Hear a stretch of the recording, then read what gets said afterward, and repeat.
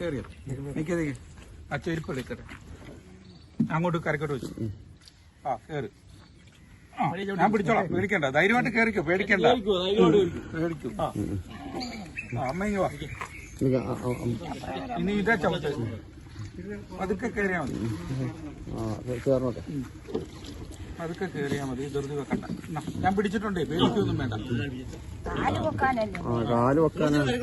അല്ല, ഞാൻ ഇവിടെ കേട്ടട്ടെ. പതുക്കെ. ഹായ് ഫ്രണ്ട്സ്, എല്ലാവർക്കും നമസ്കാരം. ഞാൻ നിങ്ങളുടെ സ്വന്തം സോണിച്ചൻ 40 നമ്മളുടെ പ്രോഗ്രാമായ കണ്ടതും കേട്ടതും പരിപാടിയിലേക്ക് എല്ലാ മാന്യപ്രേക്ഷകർക്കും ഹാർദവമായ സ്വാഗതം.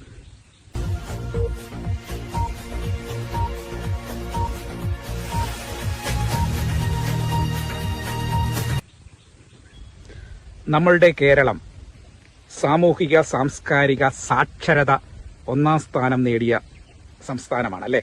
അതിലൊക്കെ ഞാനും നിങ്ങളും ഒക്കെ അഭിമാനിക്കുന്നു. നമ്മളൊരു കേരളീയനാണെന്ന് പറയുന്നതിൽ വളരെയേറെ അഭിമാനിക്കുന്നു. ഇന്ത്യയിലെ ഏറ്റവും നമ്പർ 1 സാക്ഷരതാ സംസ്ഥാനം ഏതാണെന്ന് ചോദിച്ചാൽ കേരളമാണെന്ന് നമുക്ക് നിസ്സംശയം പറയാം. അതിൽ നമുക്ക് അഭിമാനിക്കുകയും ചെയ്യാം. പക്ഷേ ഒരു കാര്യത്തിൽ നമ്മൾ ചില കാര്യങ്ങളിൽ നമ്മൾ അല്പം പിന്നോട്ടടിക്കുകയാണോ എന്ന് ചിന്തിക്കേണ്ടിയിരിക്കുന്നു. നമുക്കറിയാം, നമ്മുടെ സമൂഹത്തിൽ പ്രായമുള്ള ആൾക്കാരെ അല്ലെ മാതാപിതാക്കളെയൊക്കെ ഇന്ന് കൊണ്ട് ഉപേക്ഷിക്കുന്ന ഒരു പ്രവണത ഇന്ന് കണ്ടുവരുന്നുണ്ട് നമ്മുടെ സമൂഹത്തിൽ. അതായത് പ്രായമുള്ള മാതാപിതാക്കളെ മക്കൾക്ക് നോക്കാൻ നേരമില്ല, അവരെ കൊണ്ടുവന്ന് വഴിയരികിൽ കൊണ്ടുപേക്ഷിക്കുന്നു, അല്ലെങ്കിൽ ഏതെങ്കിലും അനാഥാലയത്തിൽ കൊണ്ട് ഏൽപ്പിച്ചു പോകുന്നു. അങ്ങനത്തെ ഒരു വീഡിയോയാണ് ഇന്ന്, വളരെ സങ്കടം നിറഞ്ഞ ഒരു വീഡിയോ ആണ് നിങ്ങളെ ഇന്ന് കാണിക്കാൻ ഉദ്ദേശിക്കുന്നത്. നമുക്കറിയാം, ഈ മക്കൾക്കൊന്നും വിദ്യാഭ്യാസം ഇല്ലാഞ്ഞിട്ടല്ല, നല്ല വിദ്യാഭ്യാസം നേടിയ ആളുകളുടെ മക്കളാണ് ഈ മാതാപിതാക്കളെ കൊണ്ടുപോയിട്ട് പ്രായമാകുമ്പോൾ ഈ അനാഥാലയത്തിലും ഈ പൊതുസ്ഥലങ്ങളിലുമൊക്കെ, ചിലപ്പം ബസ് സ്റ്റാൻഡിലൊക്കെ കൊണ്ട് ഇറക്കി വിട്ടിരിക്കുന്ന എത്രയോ മാതാപിതാക്കളെ നാം അനുദിനം മാധ്യമങ്ങളിലൂടെയൊക്കെ കാണുന്നുണ്ട്. അല്ലെങ്കിൽ ഈ പറഞ്ഞ അനാഥാലയങ്ങളെ കൊണ്ട് ഏൽപ്പിക്കുന്ന കാഴ്ചയൊക്കെ നാം കാണുന്നുണ്ട്. എത്ര ഹൃദയ വേദനയല്ലേ? നമ്മളെ പോറ്റി വളർത്തി, നമ്മളെ ഇത്രയൊക്കെ ആക്കി വലുതാക്കി, ഒരു ജോലിയൊക്കെ വാങ്ങിത്തന്ന് നമ്മളെ ഈ ഒരു പരുവത്തിലാക്കിയ അവരെ നമ്മൾ വാർദ്ധക്യ സമയത്ത് ചേർത്ത് പിടിച്ച് അവരെ സ്നേഹിക്കേണ്ടതിന് പകരം അവരെ കൊണ്ട് ഉപേക്ഷിക്കുന്ന ഒരു ഭീതിജനകമായ ഒരവസ്ഥ ഇന്ന് നമ്മുടെ സമൂഹത്തിൽ കൂടി വരികയാണ്. ആ ഒരു കാര്യമാണ് വീഡിയോയിലൂടെ നിങ്ങളെ ഒന്ന് കാണിക്കണം എന്നെനിക്ക് തോന്നി. കാരണം എന്നെയും വളരെ വിഷമിപ്പിച്ച ആ ഒരു വീഡിയോ ആണ്. അപ്പോൾ അതുകൊണ്ടാണ് ഞാനത് നിങ്ങളെ കൂടെ ഒന്ന് കാണിക്കണം. കാരണം എനിക്കിഷ്ടപ്പെടുന്ന, അതായത് എൻ്റെ പ്രേക്ഷകരെ അത് കാണിക്കണം എന്ന് തോന്നിയത് കൊണ്ട് മാത്രമാണ് ഞാൻ ഈ വീഡിയോ ചെയ്യുന്നത്. മക്കളൊക്കെ ഉണ്ടോ? ഉണ്ട്. എത്ര പേരുണ്ട്? 5 ആൺപിള്ളേര്. 5 മക്കളുണ്ടായിട്ട് 5 മക്കൾക്കും അച്ഛനെ വേണ്ട. വിഷമം തോന്നുന്നുണ്ടോ ഇവരെ വളർത്തി വലുതാക്കി? വിഷമിച്ചിട്ട് കാര്യമുണ്ടോ? അച്ഛാ എല്ലാം മതിയോ? ഒന്നുകൂടെ തരട്ടെ? മക്കളൊക്കെ ഉണ്ടോ? ഇല്ല, ഒരാളുണ്ട്. ഇത് ഞങ്ങൾ നോക്കിക്കോളാം കേട്ടോ, വിഷമിക്കണ്ട. അമ്മേ മക്കളുണ്ടോ അമ്മയ്ക്ക്? എനിക്ക് ഒരു മോനുണ്ട്. മോൻ അമ്മ വേണ്ടേ? അമ്മ വേണ്ട മോന്. ഇതൊക്കെ കാണുമ്പോഴാണ് നമ്മളൊക്കെ എത്ര ഭാഗ്യവാന്മാരാണെന്ന് കരുതി പോകുന്നത്. കണ്ടില്ലേ, മക്കളും ബന്ധുക്കളുമൊക്കെ ഉണ്ടായിട്ടും ഒരാൾ പോലും തിരിഞ്ഞു നോക്കാനില്ലാത്ത കുറെ മനുഷ്യജന്മങ്ങൾ. 5 ആൺമക്കളുള്ള ഒരു പിതാവ് വരെ ഈ കൂട്ടത്തിലുണ്ട്. രോഗം ഭേദമായിട്ടും ബന്ധുക്കൾ ഏറ്റെടുക്കാനില്ലാതെ തിരുവനന്തപുരം മെഡിക്കൽ കോളേജ് ആശുപത്രിയിൽ കഴിഞ്ഞിരുന്ന അനാഥരായ 21 പേരെയാണ് പത്തനാപുരം ഗാന്ധി ഭവൻ ഏറ്റെടുത്തത്. ഒന്നുകൂടെ വേണോ? വിഷമിക്കണ്ട, ഞങ്ങൾ നോക്കിക്കോളാം കേട്ടോ. സന്തോഷമായിട്ടിരിക്കുക കേട്ടോ, പ്രയാസപ്പെടണ്ട. ഒന്നുകൂടെ വേണോ? ഇവർക്ക് ഇലയപ്പം കിട്ടിയപ്പോൾ വളരെ സന്തോഷമായി. വർഷങ്ങൾക്ക് മുമ്പേ ഈ ഇലയപ്പം കഴിച്ചിട്ടുള്ളതാണെന്ന് വളരെ ഇതായിട്ട് പറയാം. ഈ വീഡിയോ കണ്ടു കഴിഞ്ഞില്ലേ? ആ വീഡിയോയില് ഒരു പ്രായമുള്ള ഒരു അച്ചായൻ അല്ലേ, നമ്മളുടെയൊക്കെ അപ്പന്റെ പ്രായമുള്ള ഒരു അച്ചായനോട് ചോദിക്കുമ്പോൾ മകനെ പ്രാകുകയോ ഒന്നുമില്ല. ആ അച്ചായനോട് ചോദിക്കുന്നുണ്ട്, നിങ്ങൾക്ക് എത്ര മക്കളുണ്ട്? അയാൾ വളരെ നിസ്സംഗനായി പറയുന്നുണ്ട്, എനിക്ക് 5 മക്കളുണ്ട്. ഈ 5 മക്കളിൽ ഒരു മക്കന് പോലും ആ അപ്പനെ ഒന്ന് കൂടെ നിർത്തുവാനായിട്ട് തോന്നിയില്ല എന്നുള്ളതാണ് ഏറെ വേദനാജനകം. അദ്ദേഹം ചോദിക്കുന്നുണ്ട്, ഞാനിനി എന്ത് ചെയ്യാനാണ്? എത്ര നിസ്സഹായ അവസ്ഥയിലാണ് അദ്ദേഹം ആ മാധ്യമപ്രവർത്തകരോടൊക്കെ അത് പറഞ്ഞതല്ലേ? ഓർത്ത് നോക്കി, അവിടെ കൂടി നിന്ന ജനങ്ങളുടെ മുമ്പിൽ അദ്ദേഹം പറഞ്ഞത് തന്റെ ഹൃദയം പൊട്ടി. അതുപോലെ ഒരു പ്രായമുള്ള ഒരു അമ്മച്ചി, എൻ്റെ അമ്മയുടെയൊക്കെ പ്രായമുണ്ട്, ആ അമ്മച്ചി പറയുന്നു, എനിക്കൊരൊറ്റ മോനേ ഉള്ളൂ, ഒറ്റ മോൻ. ആ മോനാണ് എന്നെ കൊണ്ടുവന്ന് ഇവിടെ കൊണ്ടാക്കിയത്, ഉപേക്ഷിച്ചു പോയത്.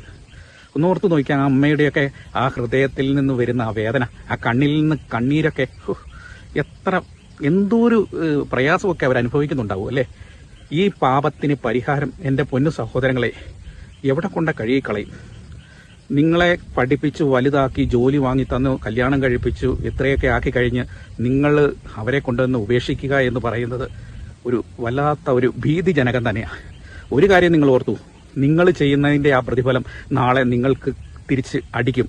അത് സത്യമാണ്, അത് പ്രകൃതി സത്യമാണ്, ഈശ്വര സത്യമാണ്. അത് നാളെ നിങ്ങൾക്ക് കിട്ടും. നിങ്ങൾ ഇന്ന് ചെയ്തു കൂട്ടുന്ന പ്രവൃത്തിയുടെ ഫലം ഈ ലോകത്തിൽ നിന്ന് തന്നെ അനുഭവിച്ചിട്ട് പോകും. അതിന് യാതൊരു സംശയവുമില്ല. എനിക്ക് മാതാപിതാക്കളോട് പറയാനുള്ളത്, നിങ്ങൾ നിങ്ങളുടെ മക്കൾക്ക് നല്ല വിദ്യാഭ്യാസമൊക്കെ കൊടുക്കുന്നുണ്ടല്ലേ, ചോദിക്കുന്നതിന് മുമ്പേ എല്ലാ കാര്യങ്ങളും കണ്ടറിഞ്ഞ് ചെയ്ത് കൊടുക്കുന്നുണ്ട്.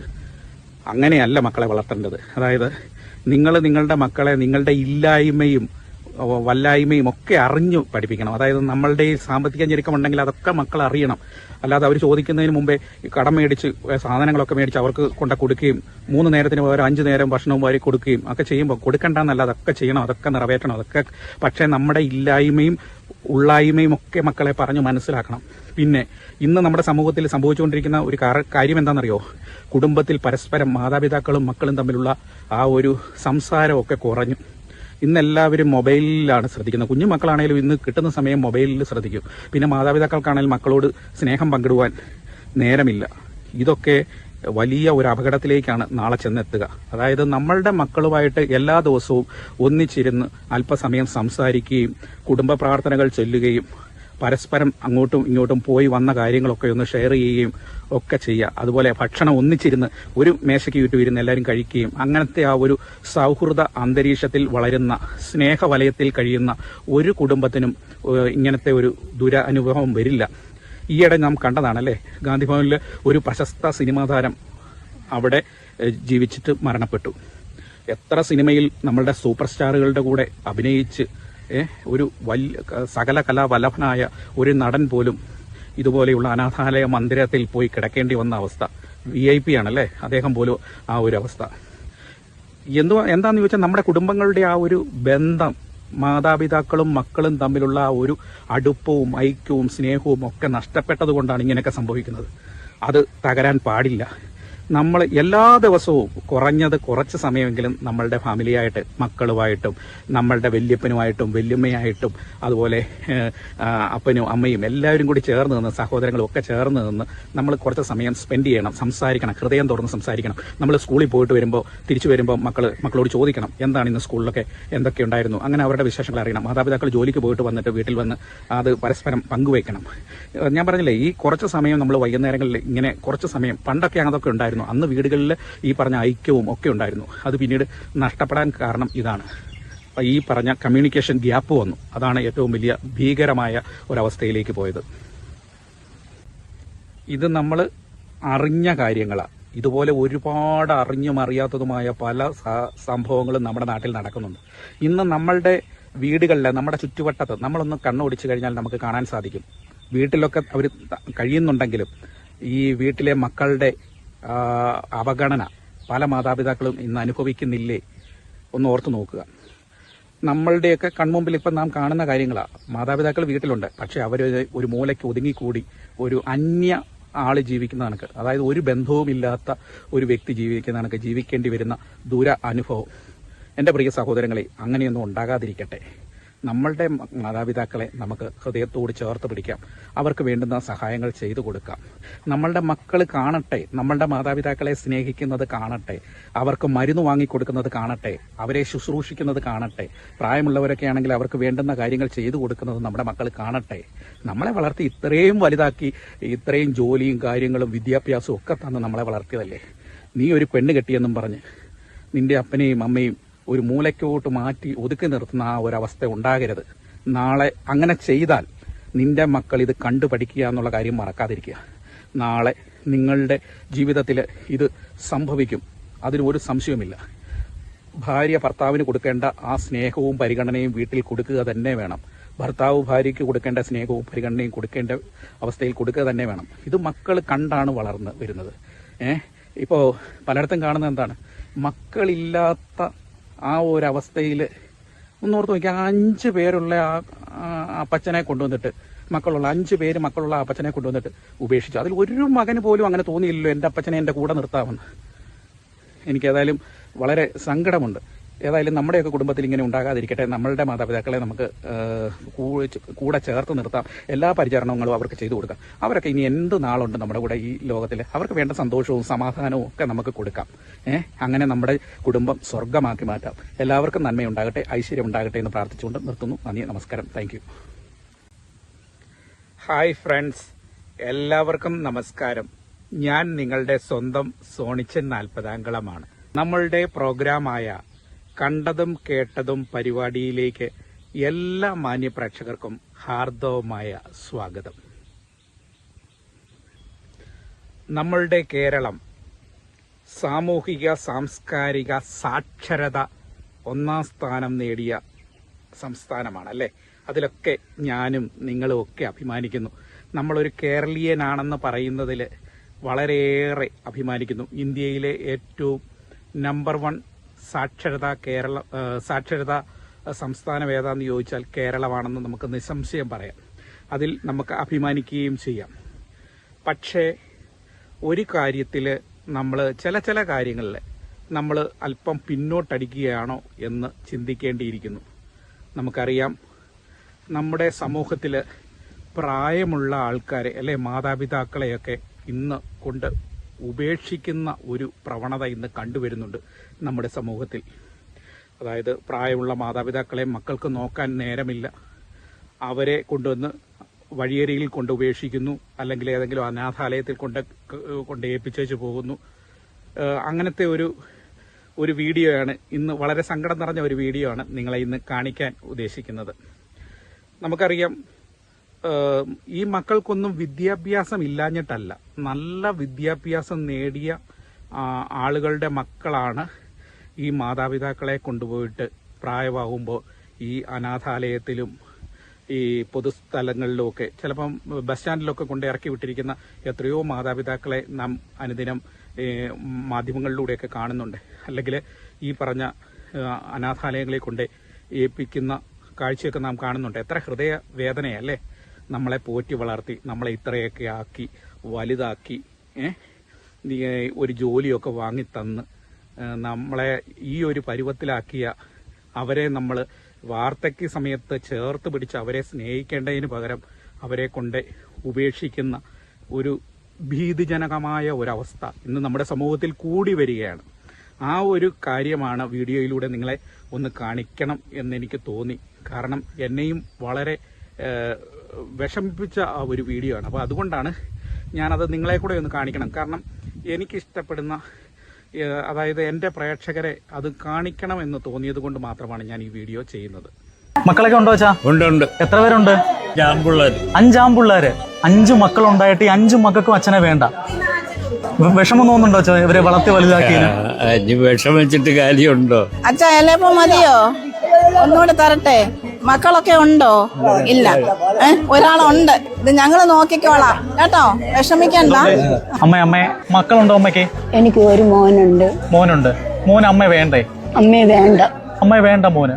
ഇതൊക്കെ കാണുമ്പോഴാണ് നമ്മളൊക്കെ എത്ര ഭാഗ്യവാന്മാരാണെന്ന് കരുതി പോകുന്നത്. കണ്ടില്ലേ, മക്കളും ബന്ധുക്കളുമൊക്കെ ഉണ്ടായിട്ടും ഒരാള് പോലും തിരിഞ്ഞു നോക്കാനില്ലാത്ത കുറെ മനുഷ്യജന്മങ്ങൾ. 5 ആൺമക്കളുള്ള ഒരു പിതാവ് വരെ ഈ കൂട്ടത്തിലുണ്ട്. രോഗം ഭേദമായിട്ടും ബന്ധുക്കൾ ഏറ്റെടുക്കാനില്ലാതെ തിരുവനന്തപുരം മെഡിക്കൽ കോളേജ് ആശുപത്രിയിൽ കഴിഞ്ഞിരുന്ന അനാഥരായ 21 പേരെയാണ് പത്തനാപുരം ഗാന്ധി ഭവൻ ഏറ്റെടുത്തത്. ഒന്നുകൂടെ വേണോ? വിഷമിക്കണ്ട, ഞങ്ങള് നോക്കിക്കോളാം കേട്ടോ. സന്തോഷമായിട്ട് ഇരിക്കുക കേട്ടോ, പ്രയാസപ്പെടണ്ട. ഒന്നുകൂടെ വേണോ? ഇവർക്ക് ഇലയപ്പം കിട്ടിയപ്പോ വളരെ സന്തോഷമായി. വർഷങ്ങൾക്ക് മുമ്പേ ഈ ഇലയപ്പം കഴിച്ചിട്ടുള്ളതാണെന്ന് വളരെ ഇതായിട്ട് പറയാം. ഈ വീഡിയോ കണ്ടു കഴിഞ്ഞില്ലേ? ആ വീഡിയോയില് ഒരു പ്രായമുള്ള ഒരു അച്ചായൻ അല്ലേ, നമ്മളുടെയൊക്കെ അപ്പന്റെ പ്രായമുള്ള ഒരു അച്ചായനോട് ചോദിക്കുമ്പോൾ മകനെ പ്രാകുകയോ ഒന്നുമില്ല. ആ അച്ചായനോട് ചോദിക്കുന്നുണ്ട്, നിങ്ങൾക്ക് എത്ര മക്കളുണ്ട്? അയാൾ വളരെ നിസ്സംഗനായി പറയുന്നുണ്ട്, എനിക്ക് 5 മക്കളുണ്ട്. ഈ 5 മക്കളിൽ ഒരു മക്കന് പോലും ആ അപ്പനെ ഒന്ന് കൂടെ നിർത്തുവാനായിട്ട് തോന്നിയില്ല എന്നുള്ളതാണ് ഏറെ വേദനാജനകം.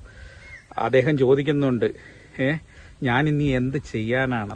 എത്ര നിസ്സഹായ അവസ്ഥയിലാണ് അദ്ദേഹം ആ മാധ്യമപ്രവർത്തകരോടൊക്കെ അത് പറഞ്ഞതല്ലേ? ഒന്നോർത്ത് നോക്കി, അവിടെ കൂടി നിന്ന ജനങ്ങളുടെ മുമ്പിൽ അദ്ദേഹം പറഞ്ഞത് തന്റെ ഹൃദയം പൊട്ടി.